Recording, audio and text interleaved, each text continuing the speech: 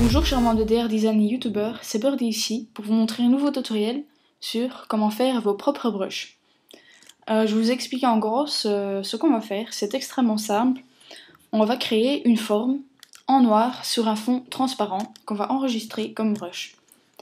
Pour vous illustrer, je vais simplement vite prendre la plume et faire quelques tracés ici. Voilà. Donc avec la plume, vous faites définir une sélection, ok.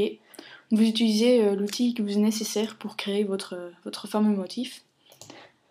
Ici, je remplis en noir. Je désélectionne et ensuite je vais dans édition définir une forme prédéfinie. Là vous nommez votre brush et elle s'affichera ici tout en bas pour les nouvelles brushes tout en bas. Je ne l'enregistre pas celle-ci parce que j'en ai déjà une dans le style et c'est pas spécialement joli, elle va pas spécialement m'être utile pour l'instant. Vous pouvez aussi faire cela avec des formes ou même des logos que vous avez trouvés sur internet, par exemple le panda de WWF par exemple, si vous le mettez sur un fond transparent et vous pouvez l'enregistrer en brush, donc à vous de voir ce que vous voulez comme nouvelle brush quoi. Vous pouvez faire un peu de tout. Et donc je voulais dire, ce qui peut être extrêmement intéressant avec ceci, c'est de faire en fait vos propres smudge brushes. Ça aussi c'est extrêmement simple. Par exemple ici je vais vous montrer, je vais vous en faire une quoi. Je commence par ça et je vais,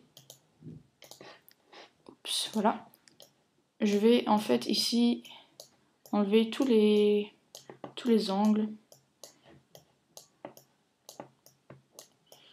Là c'est à vous de tester un maximum et de savoir ce que vous recherchez, parce que franchement on peut tester plein de trucs quoi. Enfin, vous pouvez faire quelque chose avec la plume, vous pouvez utiliser la gomme pour effacer certaines parties d'une brush qui existe déjà pour en faire une nouvelle. Vous pouvez, de tout quoi, il y a vraiment pas de limite.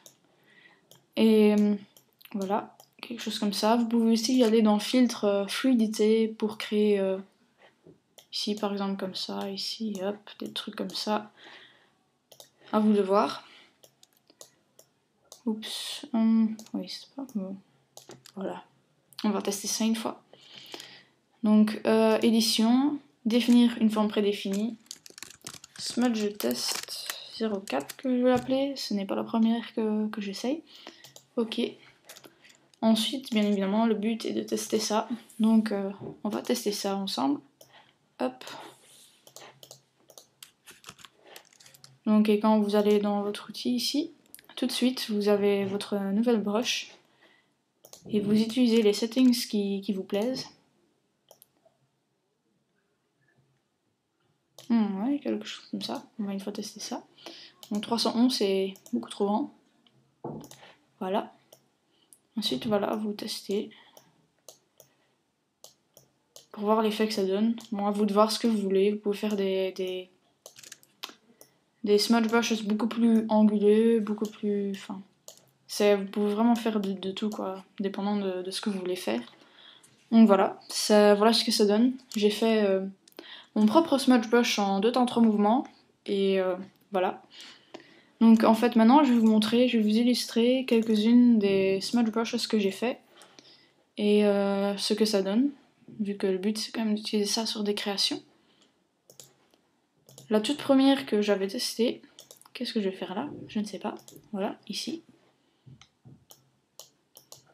C'était celle-ci. Oui, assez bizarre. Et avec ça, j'ai fait cette création qui n'est pas tout à fait terminée. Donc oui, je l'ai utilisé principalement ici et ici. Comme vous pouvez le voir, il y a énormément de smudge dans cette création. Voilà.